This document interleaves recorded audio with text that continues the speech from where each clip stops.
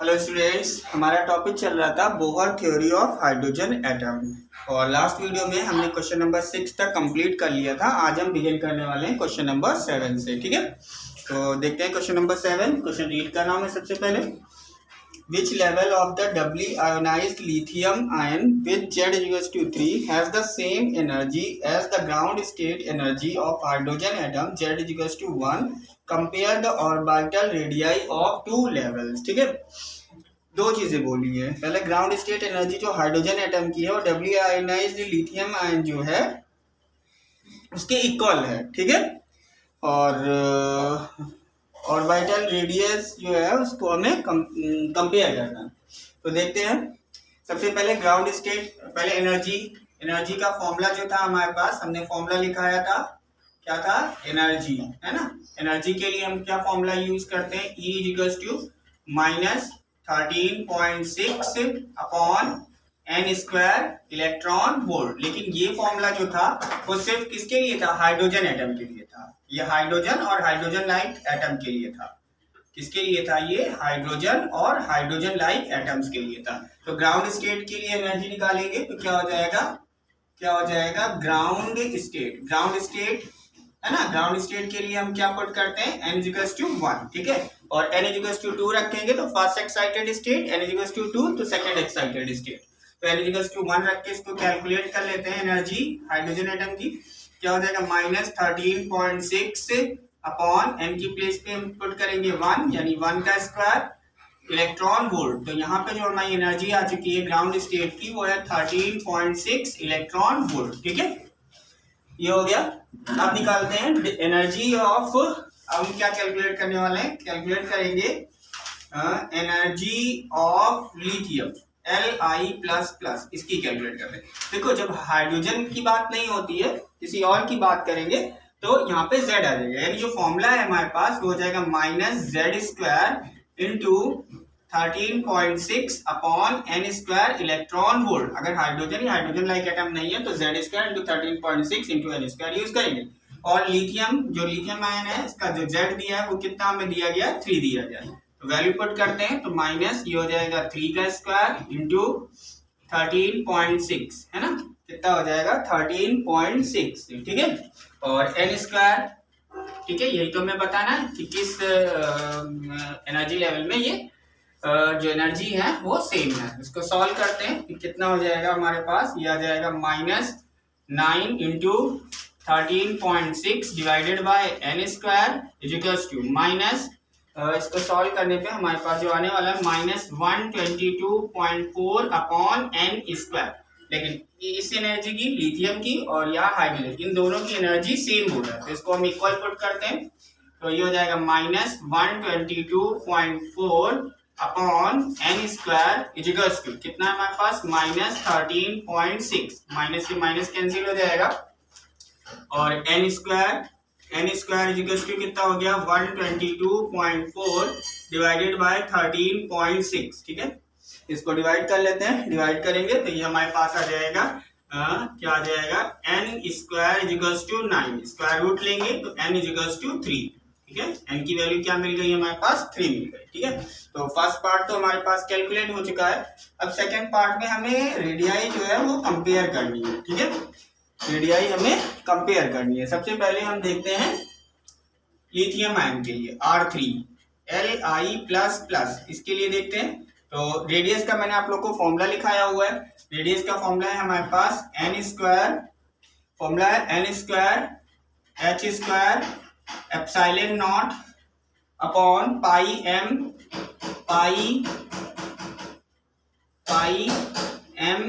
ZE²।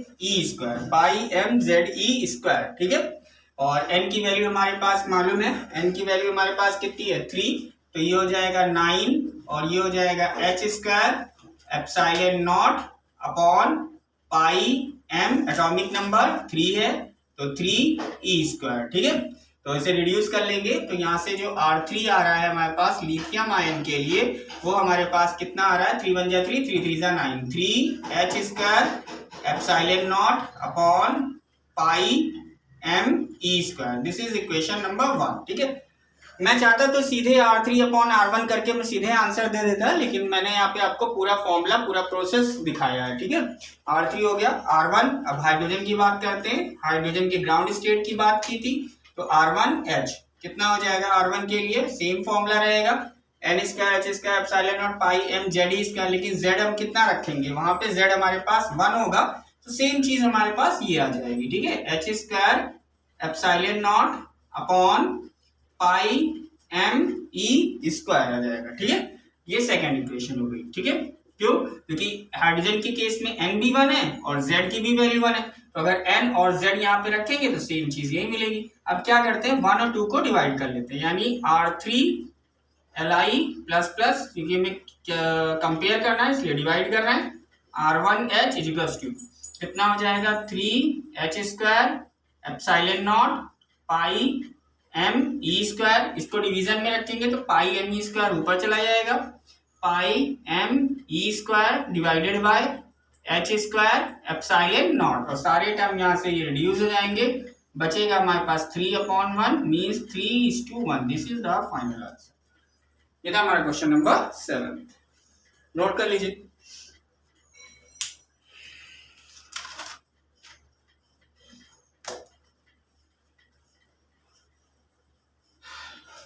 Erase कर रहे हैं हम। नेक्स्ट क्वेश्चन है question number 8।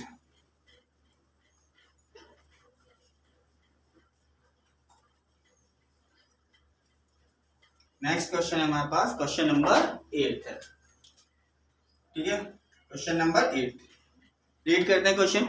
A negatively charge pion whose mass is 273 times the mass of electron moves in a circular orbit around a proton. It is a pi-massive hydrogen atom.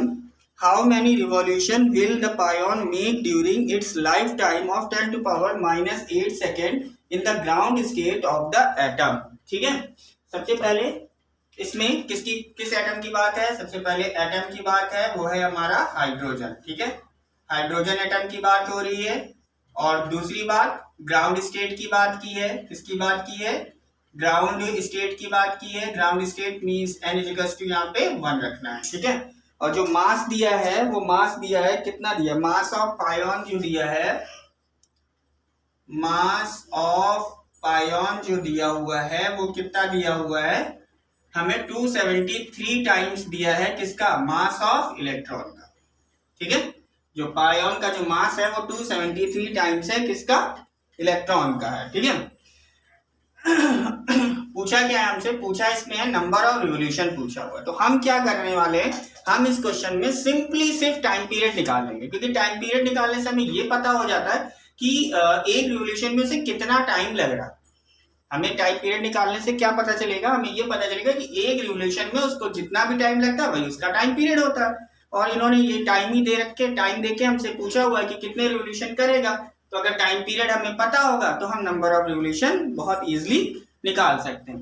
तो हमें इसमें जो basically जो calculate करना है वो सिर्फ और टाइम पीरियड ही कैलकुलेट करना है, यानी टी कैलकुलेट करना है। अब देखिए टी निकालने के लिए मैंने आपको फॉर्मूला फर्स्ट वीडियो में ही लिखाया है, क्योंकि टाइम पीरियड अगर हम इस तरह से कैलकुलेट करें, पहले रेडियस निकाले, वेलोसिटी निकाले, फिर 2πr कैलकुलेट करें, फिर टाइम पीरियड के लिए हम 2πr डिवाइडेड बाय v करें, तो r कैलकुलेट करेंगे, v करेंगे, 2πr करेंगे, देन टाइम पीरियड कैलकुलेट करेंगे, बहुत थोड़ा लेंथी प्रोसेस होने वाला है। इससे बेटर है मैंने टाइम पीरियड के लिए आपको सीधा सीधा फॉर्मूला दिया था, देखिए क्या था, 4 एप्सिलॉन नॉट का square into h³ upon me means mass of electron into e⁴, ठीक है, इंटू यहाँ पे n³ अपॉन z², ये था, ये फॉर्मूला दिया है मैंने आपको फर्स्ट वीडियो में, ठीक है, टाइम पीरियड के लिए, इसीलिए मैंने ये टाइम पीरियड का फॉर्मूला वहां पे दिया हुआ है, ठीक है। अब बात करते हैं इसमें पाइऑन का जो मास है 273 टाइम्स है ऑफ इलेक्ट्रॉन, और दूसरी चीज n की वैल्यू क्या है, n की वैल्यू 1 है और z की भी वैल्यू 1 है, तो यहाँ पे n 1 पुट करेंगे, z भी 1 पुट करेंगे, तो इतने टर्म का तो कोई मतलब ही नहीं हुआ। अब हम इसमें वैल्यू फटाफट पुट करते हैं, 4 इंटू एप्सिलॉन नॉट की वैल्यू रखनी है, तो एप्सिलॉन नॉट होता है हमारा 8.85, एप्सिलॉन नॉट की वैल्यू हम रखेंगे 8.85 इंटू 10 टू पावर -12, ऊपर स्क्वायर लगा है तो यहाँ पे हमें स्क्वायर करना होगा, इंटू एच क्यूब की वैल्यू 6.6 इंटू 10 टू पावर -34, यहाँ पे क्यूब है, यहाँ पे क्यूब करेंगे, कैलकुलेशन है, थोड़ा ज्यादा कैलकुलेशन है। मास ऑफ इलेक्ट्रॉन, देखो अब यहाँ पे हम इलेक्ट्रॉन पे अगर क्वेश्चन कर रहे होते तो इलेक्ट्रॉन का मास रखते, लेकिन क्वेश्चन हमारा पाइऑन पे जिसका मास है 273 times of mass of electron, तो हम यहाँ पे क्या पुट करेंगे, यहाँ पे पुट करेंगे 273 Me, है ना। और इलेक्ट्रॉन का चार्ज हमारे पास क्या है 1.6 इंटू 10 टू पावर -19, और पावर यहाँ पे क्या हो गई, पावर हो गई 4, ठीक है। अच्छा अब ये इसको सॉल्व करते हैं, तो 4 इंटू 8.85 का स्क्वायर, 8.85 का स्क्वायर अगर हम सॉल्व करेंगे तो ये आएगा 78.32, कितना आ जाएगा 78.32 इंटू 10 टू पावर 12 टू 24, तो माइनस का 24 इंटू यहाँ पे 6.6 का क्यूब है, तो 6.6 का क्यूब अगर हम सॉल्व करेंगे तो आएगा 287.50, 287.50 into 10 to power -34 into 3, 34 into 3 करेंगे तो हमारे पास आ जाएगा 102, कितना आ गया 102 आ चुका है, डिवाइडेड बाय यहाँ पे 273, मास ऑफ इलेक्ट्रॉन कितना होता है 9.1 इंटू 10 टू पावर -31 kg, और यहाँ पे 1.6 की पावर है 4, तो 1.6 को 4 टाइम्स लिख के अगर हम मल्टीप्लाई करेंगे it will give 6.55, 6.55 into 10 to power 19 4 जा माइनस का 76। तो ये सारी वैल्यूज मैंने यहाँ पे पुट कर दी, सारा डेटा लिख दिया, ठीक है। अब हम इसको करते हैं मल्टीप्लाई वगैरह, ठीक है। तो सबसे पहले 4 इंटू 78.32 करेंगे, अगर हम 4 इंटू 78.32 करेंगे तो इसे मल्टीप्लाई करने से आएगा 313.28, 313.28, ठीक है।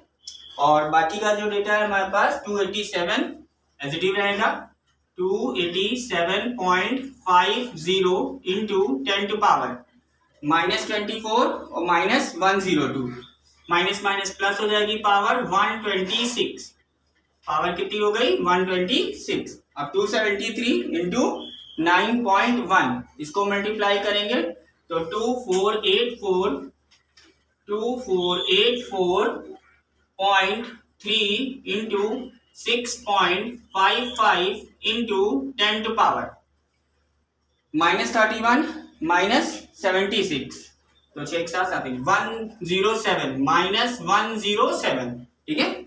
ये आ चुका है, अब हमें इसको और इसको सॉल्व करना है, ठीक है। सॉल्व करते हैं, तो इसको सॉल्व करने से हमें इसका आंसर मिलेगा 90068 डिवाइडेड बाय 2484.3 इंटू 6.55 को अगर हम सॉल्व करेंगे तो 1627.16 इंटू 10 टू पावर -126 और प्लस 107, ये आएगा। सिंपल मल्टीप्लीकेशन है, डेसिमल के बाद भी और आएंगे लेकिन उसको लीव किया है। 90068 डिवाइडेड बाय 1627.16, ठीक है। अब इसको डिवाइड करेंगे, देखते हैं डिवाइड करने से हमें इसका क्या मिलेगा। अगर हम इसको डिवाइड करते हैं तो डिवाइड करने से जो हमारे पास टाइम पीरियड है वो हमें टाइम पीरियड ऑब्टेन हो जाएगा, और टाइम पीरियड है 5.54। टाइम पीरियड क्या है 5.54 into 5.54 into 10 to power 179, 10 to power -19, ठीक है, सेकेंड्स। ये आ गया हमारे पास टाइम पीरियड, हमने यहाँ तक टाइम पीरियड कैलकुलेट कर लिया है, ठीक है। हमारे पास टाइम पीरियड आ चुका है 5.54 इंटू 10 टू पावर -19 सेकेंड। अब आगे का पार्ट देखते हैं, क्योंकि इन्होंने हमसे पूछा नंबर ऑफ रिवोल्यूशन पूछा हुआ, ठीक है। तो नंबर ऑफ रिवोल्यूशन क्या है, देखो ये टाइम पीरियड आया, इसका मतलब क्या होगा number of revolution in 1 second, in very sorry 1 second नहीं भी 5.54 इंटू 10 टू पावर -19 सेकेंड। इतने सेकेंड में वो कितने रिवोल्यूशन लेगा, एक, है ना। ये तो टाइम पीरियड की डेफिनेशन से लिखा है। तो number of revolution in 1 second, एक सेकेंड में कितने हो जाएंगे 1 divided by 5 0.54 into 10 to power -19 और क्वेश्चन में दिया है 10 टू पावर -8 सेकेंड में, है ना। तो सेम चीज हो जाएगी, number of revolution in 10 to power -8 seconds कितना हो जाएगा, ये 1/5.54 into 10 to power -19 into 10 to power -8। अब इसको सॉल्व करेंगे तो सॉल्व करने से जो हमें डेटा मिलने वाला है तो कितना हो जाएगा, ये हो जाएगा 1 divided by 5.54 0.18 into 10 to power -8 plus का 19, है ना। तो ये हो गया 0.18 इंटू 10 टू पावर 11। एक डिजिट शिफ्ट कर लो, 1.8 इंटू 10 टू पावर 10। ये हमारा फाइनल आंसर है, ठीक है। तो 10 टू पावर -8 सेकेंड दिया है, उसमें कितने रिवोल्यूशन होंगे, 1.8 into 10 to power 10 revolution. This is our final answer. This is question number 8।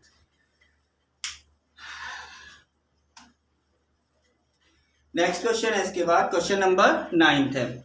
Read करते हैं question. The electron in a given Bohr orbit has a total energy of -1.5 electron volt. Calculate its kinetic energy, potential energy, wavelength of light emitted when electron makes a transition to ground state, ठीक है। और ground state की energy दी है -13.6 electron volt. तो यहाँ से जो हमारे क्वेश्चन शुरू होने वाले वो ट्रांजिशन ऑफ इलेक्ट्रॉन के, ठीक है, एक एनर्जी लेवल से दूसरे एनर्जी लेवल में जाएगा। तो इस टाइप के क्वेश्चन यहाँ से होंगे, ठीक है। तो देखते हैं, इसको इरेज करते हैं, ठीक है। इसको हम क्या करते हैं, इरेज करते हैं।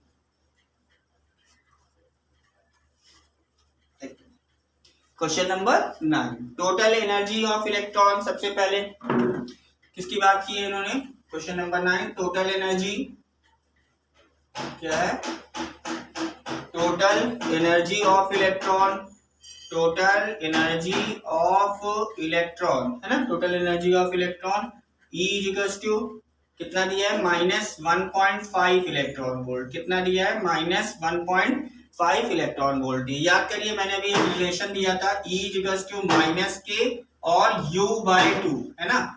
टोटल एनर्जी, काइनेटिक एनर्जी और पोटेंशियल एनर्जी। अब यहाँ पे देखिए काइनेटिक एनर्जी पूछी हुई है, तो E इक्वल्स टू हम क्या यूज करेंगे, -k। E की वैल्यू क्या है, -1.5 -k। तो यहाँ पे काइनेटिक एनर्जी हमें मिल गई 1.5 इलेक्ट्रॉन वोल्ट। कितनी इजीली आ गया, है ना।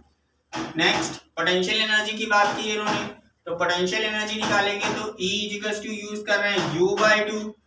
E की वैल्यू क्या है, -1.5 U/2। तो U की वैल्यू कैलकुलेट करेंगे 2 इंटू -1.5, तो U equals to -3.0 electron volt. ये दो चीजें आ चुकी हैं, यानी काइनेटिक एनर्जी भी हमें ऑब्टेन हो गई और पोटेंशियल एनर्जी भी हमें दोनों चीजें हमने ऑब्टेन कर लिया है, ठीक है। अब ग्राउंड स्टेट की एनर्जी गिवन है क्वेश्चन में, क्या गिवन है, ग्राउंड स्टेट की एनर्जी दी है। ग्राउंड स्टेट की जो एनर्जी है वो हमें गिवन है। कितनी है ग्राउंड स्टेट की एनर्जी, -13.6 इलेक्ट्रॉन वोल्ट। कितनी दी है, -13.6 इलेक्ट्रॉन वोल्ट दी है।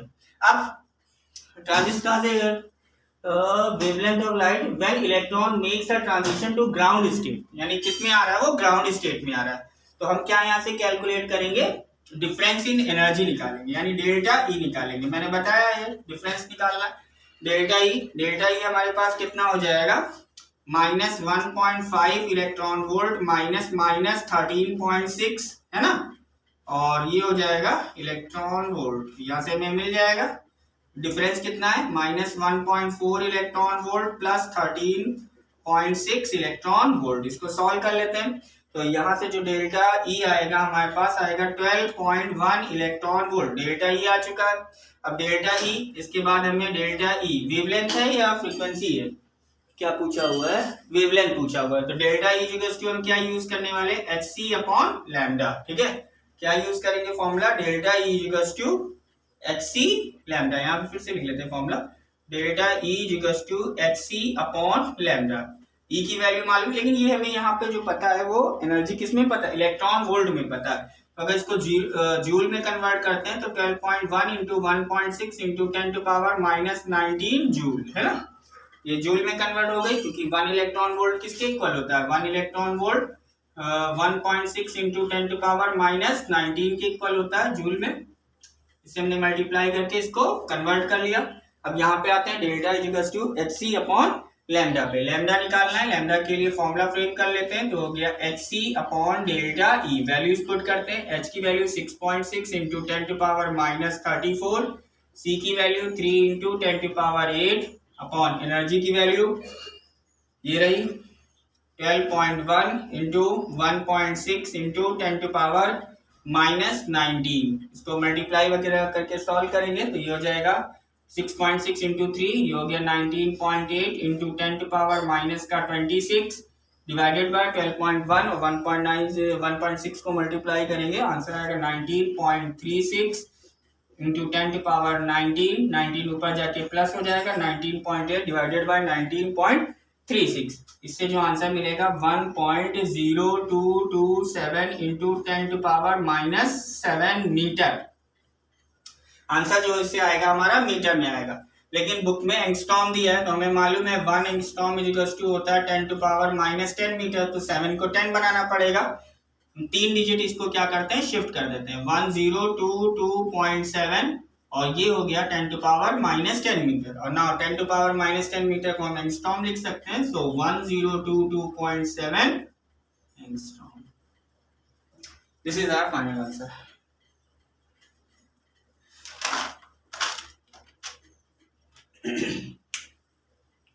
क्वेश्चन नंबर 10 रीड करते हैं पहले। क्वेश्चन नंबर 10 है, the energy of an electron in the nth orbit of hydrogen atom is given En is equals to minus 13.6 divided by n square electron volt. Find energy required to take the electron from ground state to first excited state, second excited state, है ना। Question में बोला है कि हमें ground state से electron को first excited state में लेके जाना है और सेकेंड एक्साइटेड स्टेट में लेके जाना है, ठीक है। फर्स्ट एक्साइटेड स्टेट में और सेकेंड एक्साइटेड स्टेट में लेके जाना है। देखते हैं, तो सबसे पहले एनर्जी का फॉर्मूला लिखते हैं। एनर्जी का सबसे पहले फॉर्मूला, ठीक है, En क्या दिया है हमें, एनर्जी का फॉर्मूला कितना दिया है, En equals to minus 13.6 upon n square electron volt, ठीक है। तो एनर्जी निकाल लेते हैं, ठीक है। सबसे पहले ग्राउंड स्टेट की बात करें तो ग्राउंड स्टेट है ना, ग्राउंड स्टेट के लिए n इक्वल्स टू 1 इनपुट करेंगे तो ये हो गया E1 equals to minus 13.6 upon 1 का स्क्वायर इलेक्ट्रॉन वोल्ट। तो E1 जो हमारे पास आ चुका है माइनस 13.6 इलेक्ट्रॉन वोल्ट। अब फर्स्ट एक्साइटेड स्टेट की निकालते हैं, तो फर्स्ट एक्साइटेड स्टेट की एनर्जी निकालते हैं। फर्स्ट एक्साइटेड स्टेट, इसके लिए क्या हो जाएगा, n इक्वल्स टू 2 हो जाएगा, तो E2 equals to minus 13.6 divided by 2 का स्क्वायर इंटू इलेक्ट्रॉन वोल्ट, कितना हो गया minus 13.6 divided by 4 minus 3.4 electron volt. ये हो गया सेकंड फर्स्ट एक्साइटेड स्टेट की एनर्जी। सेकंड एक्साइटेड स्टेट की निकालते हैं, है ना। सेकंड एक्साइटेड स्टेट के लिए एक्साइटेड स्टेट की एनर्जी निकालते हैं। सेकंड एक्साइटेड स्टेट की एनर्जी के लिए n इक्वल्स टू 3 पुट करेंगे और E3 हमारे पास आएगा माइनस 13.6 और 3 का स्क्वायर इलेक्ट्रॉन वोल्ट, कितना हो गया माइनस 13.6 डिवाइडेड बाय 9, है ना। 13.6 डिवाइडेड बाय 9 ये हो गया माइनस 1.51 इलेक्ट्रॉन वोल्ट, ठीक है। देखो यहाँ पे हमने फर्स्ट एक्साइटेड स्टेट की भी एनर्जी निकाल ली, सेकंड एक्साइटेड स्टेट की भी एनर्जी निकाल ली और ग्राउंड स्टेट की भी एनर्जी निकाल ली, ठीक है। अब जो ट्रांजिशन होना है वो हमारा जाना है n equals to 1 to n equals to 2, है ना, क्योंकि n इक्वल्स टू 1 हमारी ग्राउंड स्टेट है और n इक्वल्स टू 2 हमारी फर्स्ट एक्साइटेड स्टेट है। तो 1 से 2 में जाने के लिए इसको हमें एनर्जी देनी पड़ेगी, है ना। हायर एनर्जी लेवल में जाएगा तो हमें इसको एनर्जी देनी पड़ेगी और वो हम कितनी देनी पड़ेगी वो हम निकाल लेते हैं डिफरेंस से।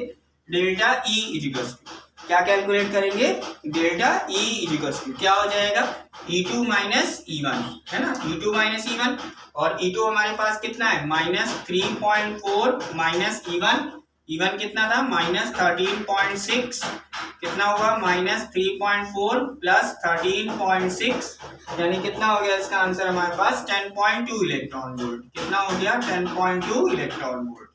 ठीक है, नेक्स्ट है हमारे पास ग्राउंड स्टेट से। फिर बोला है n=1 2 लेके जाना है n=3, मतलब ग्राउंड स्टेट से सेकेंड एक्साइटेड स्टेट तक लेके जाना है। तो फिर से यहाँ पे कैलकुलेट होगा डेल्टा E = क्या हो जाएगा E3 माइनस E1। E3 कहाँ है, E3 हमने कैलकुलेट किया है -1.51 माइनस 13.6। ठीक है, सॉल्व करो 1.51 प्लस 13.6, इसको सॉल्व करेंगे तो कितना आंसर आ जाएगा 13.6, ये आएगा 12.09 इलेक्ट्रॉन वोल्ट। कितना आ जाएगा 12.09 इलेक्ट्रॉन वोल्ट। ठीक है, क्वेश्चन नंबर 10 हो चुका है हमारा, ये था, नोट कर लीजिए आप लोग क्वेश्चन नंबर 10। नेक्स्ट देखते हैं question number 11।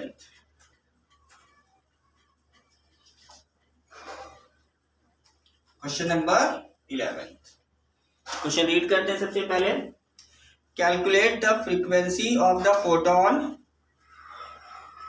which can excite the electron to -3.4 electron volt to -13.6 volt। ये तो बहुत easy. Calculate the frequency of the photon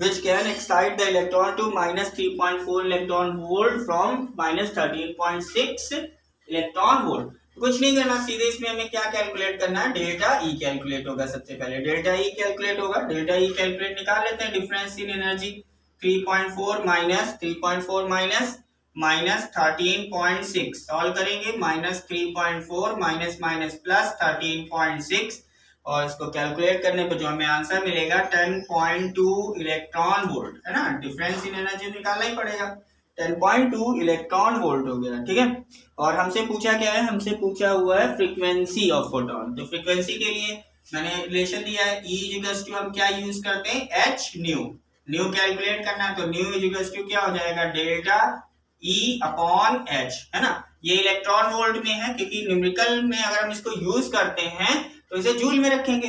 answer अगर हमें लीव करना तो हम इलेक्ट्रॉन वोल्ट में लीव कर सकते हैं।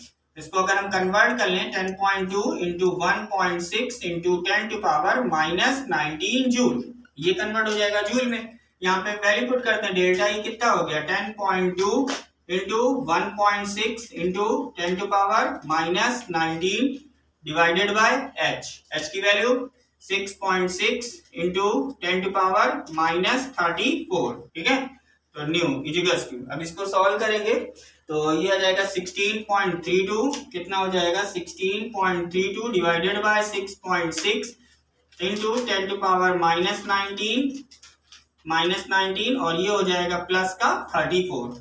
तो 16.32 डिवाइडेड बाय 6.6 2.47 इंटू 10⁻15 हर्ट्ज। ठीक है, ये हो गई हमारी फ्रीक्वेंसी ऑफ फोटोन।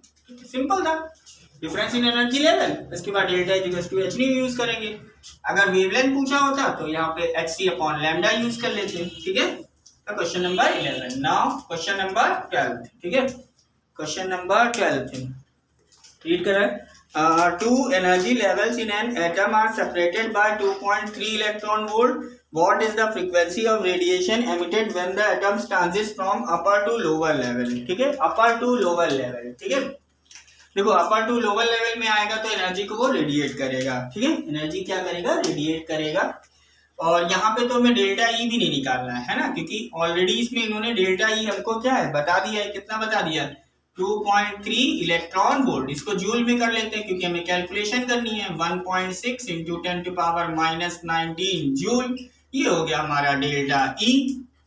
ठीक है, अब फ्रीक्वेंसी निकालनी है, फिर वही formula delta E equals to h new.